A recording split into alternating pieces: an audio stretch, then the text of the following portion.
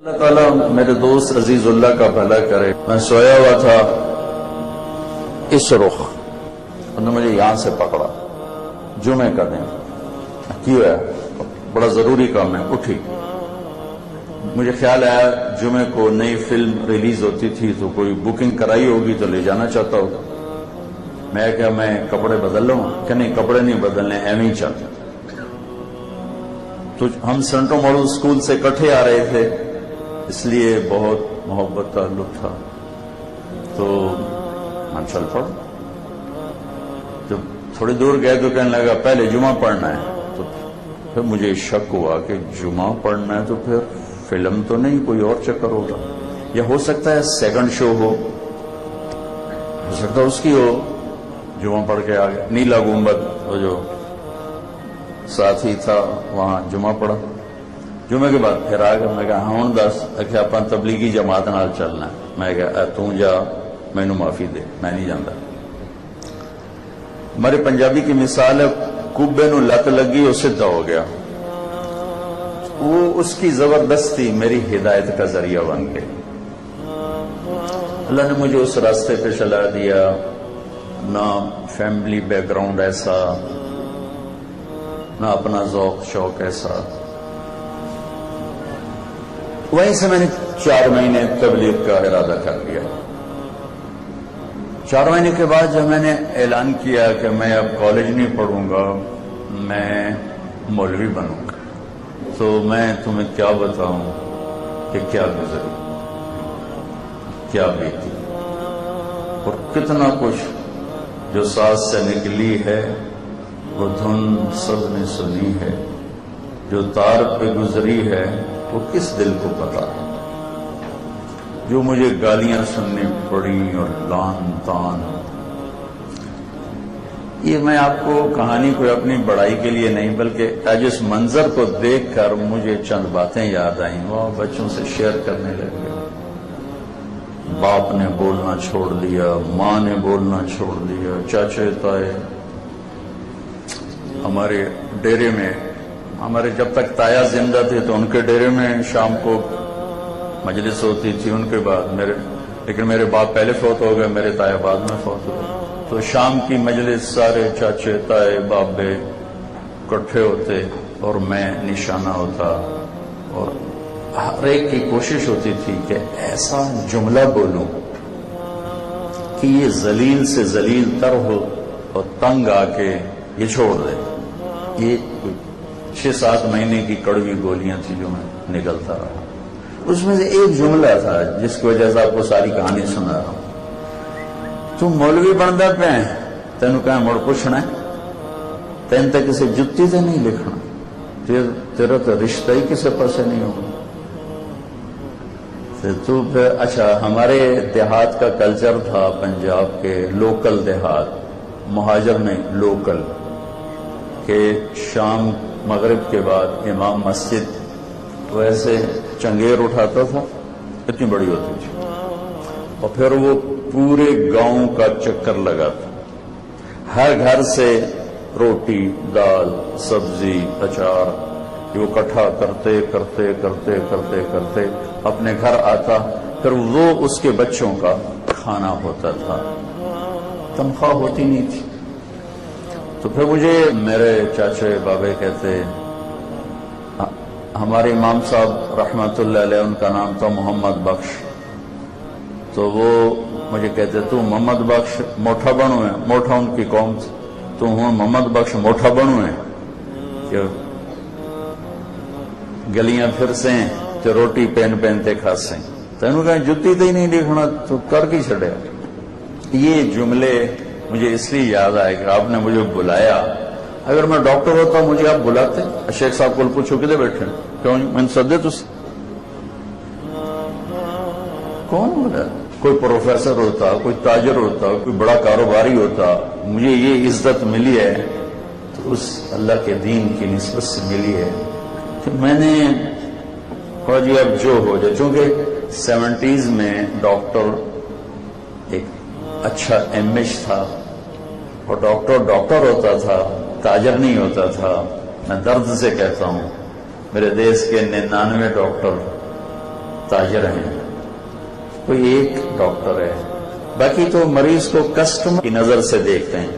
وکیل کے پاس مظلوم آتا ہے، وہ کہتا ہے گاہک آ گیا، میرا دیس زوال کی پستی میں ہے، کس کس کا دکھڑا رو، تنہا داغ داغ شد پمبا کجا نہم، کہاں کہاں پھمبے رکھوں، کہاں کہاں مرہم لگاؤں۔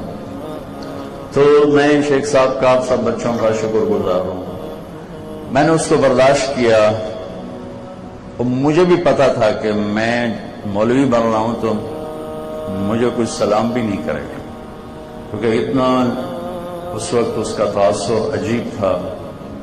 پھر 23 نومبر 1972 ہفتے کا دن تھا، صبح کے 8 بجے ہوں گے یا 9، تو میں ناشتہ کر رہا تھا برآمدے میں۔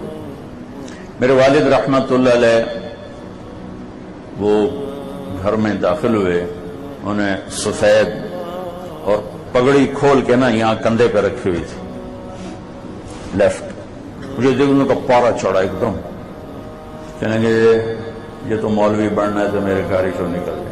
میں ایسے بغیر زاد راہ کے اندیکھی راہوں پر چل پڑا، گھر کے سارے آرام راحتیں سب کچھ چھوڑ دی۔ مجھے نہیں خبر تھی کہ میرا اللہ میرے بارے میں کیا فیصلے کر چکا۔ چند ایک باتیں آپ سے کرنا چاہتا ہوں۔ جب انسان بگڑ جاتا ہے تو ساری چیزیں بکھر جاتی ہیں، بگڑ جاتی ہیں۔ جب انسان بنتا ہے تو ہر چیز بن جاتی ہے۔ اپنے نبی کی زندگی ڈھونڈو، اپنے نبی کی زندگی ڈھونڈو، اپنے نبی کی زندگی ڈھونڈو۔ اس وقت ہمارا علم غلط ہو چکا ہے، پیسے کے پیچھے بھاگ رہے ہیں، بھاگ رہے ہیں، بھاگ رہے ہیں، بھاگ رہے ہیں، پیسہ ملے، عزت ملے، دولت ملے، شہرت ملے۔ آپ سب سے گزارش کرتا ہوں، اپنے زندگی کی منزل اپنے پڑھو، اچھی ڈگریاں حاصل کرو، لیکن اپنے نبی کو سامنے رکھتے چلو۔ ایک خوبصورت زندگی لے گیا ابا سفیان، جئتکم بکرامت الدنیا والآخرہ۔ ابو سفیان ایک خوبصورت زندگی لایا ہوں، دنیا اور آخرت بنانے کے لیے تمہارے میں آیا ہوں۔ انسان کا بننا یہ ہے کہ اپنے اللہ کو پہچانے اور اس کے بعد اپنے نبی کو پہچانے، لا الہ الا اللہ محمد الرسول۔ انسان کا بننا یہ ہے کہ اس کی زبان پہ سچ ہو، جھوٹ نہ ہو۔ انسان کا بننا یہ ہے کہ وہ دیانتدار ہو، دھوکے باز نہ ہو۔ انسان کا بننا یہ ہے کہ وہ انصاف والا ہو، ظالم نہ ہو، ظالم نہ ہو، انصاف والا ہو، سچائی والا ہو، دیانتداری والا ہو۔ میرے نبی سے پوچھا گیا، یا رسول اللہ مسلمان جھوٹ بول سکتا ہے؟ آپ نے کہا نہیں، جھوٹ نہیں بول سکتا۔ یا رسول اللہ مسلمان بزدل ہو سکتا ہے؟ آپ نے کہا ہو سکتا ہے۔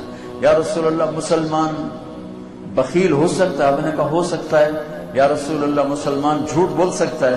آپ نے کہا نہیں، جھوٹ نہیں بول سکتا۔ یتبع المؤمن علی الخصال کلھا، پھر آپ نے کہا میرا امتی ہر گناہ کر سکتا ہے، دو نہیں کر سکتا، ایک جھوٹ نہیں بولے گا، ایک دھوکہ نہیں دے گا۔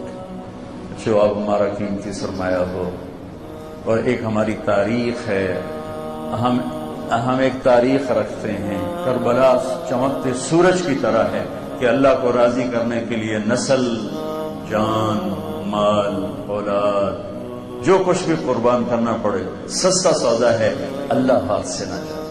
اللہ کو نہیں چھوڑنا ہے، باقی یہ سب کو چلا ہے۔ ایک بول پر حضرت امام علی مقام، جان بھی بچتی تھی، مال بھی بچتا تھا، بچے بھی بچتے تھے، اولاد بھی بچتی تھی، سب کچھ بچا کے گھر لے جا سکتے تھے۔ اس ایک بول پر یہ تو بچ جاتا شاید، اب نہیں، اللہ بھی ناراض نہ ہوتا، چونکہ وہ میرے نبی نے خوشخبری دے دی تھی ماں کے دودھ پیتے ہوئے کہ حسن حسین جنت کے نوجوانوں کے سردار۔ اتنی بڑی خوشخبری، ابھی دودھ پی رہے ہیں، حسن حسین جنت کے نوجوانوں کے سردار ہیں۔ تو ان کا تو یزید کے ہاتھوں بیعت کرنے سے بھی جنت دوزخ کا مسئلہ نہیں تھا، وہ تو پہلے حل ہو چکا تھا، لیکن سر کٹانے کا مطلب تھا امت کو پیغام دینا کہ ظالم کے ساتھی نہ بننا، جھوٹ کے ساتھی نہ بننا۔ نافرمانی کی وادیوں میں گم نہ ہو جانا. زندگی تو موت کے بعد شروع ہونے والی.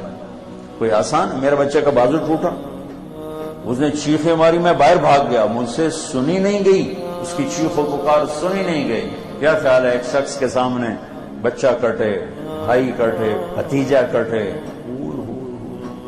آسان کام؟ نسل کو ذبح ہوتے دیکھنا آسان کام ہے؟ سب ذبح ہو گئے اور خود بھی ذبح ہو گئے، لیکن یا اللہ تو راضی ہو جائے. سب سے آخری بیٹا عبداللہ 2 سال کا تھا، اس کو ملنے کے لیے بلوایا. پیار کر رہے تھے کہ تیر آیا ابن الموقد کا اور بچے کے گلے کے پار ہوا، اس کی گردن ڈھلکی، یہاں تھوڑا سا پیمانہ چھلکا، خون ہاتھوں میں لے کر یوں اوپر اٹھا کر کہا یا اللہ تو راضی ہے تو مجھے کوئی گلہ نہیں، تو راضی ہے مجھے کوئی گلہ نہیں. بچو اپنی منزل اللہ کو بنانا، اللہ کو بنانا، اللہ کو بنانا، اپنے شعبے کے ساتھ انصاف کرنا. میرے دیش کو ان پڑھوں نے نہیں ڈبویا، میرے دیش کو پڑھے لکھوں نے ڈبویا ہے، میرے دیش کو دیہاتیوں نے نہیں ڈبویا. بہت اعلیٰ ڈگریوں والوں نے اس ملک کے ٹیندے میں سوراخ کیا ہے کہ وہ بک گئے، مول لگ گئے. میرا ریڑھی والا بھی بک گیا اور میرا بادشاہ بھی بک گیا، تو میں کس